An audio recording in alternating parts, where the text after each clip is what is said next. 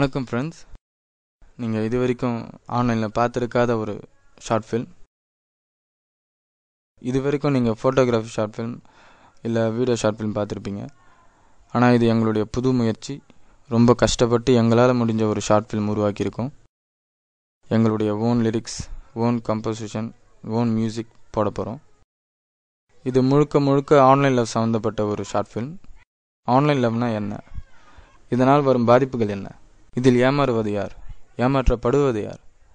காத்திருங்கள்.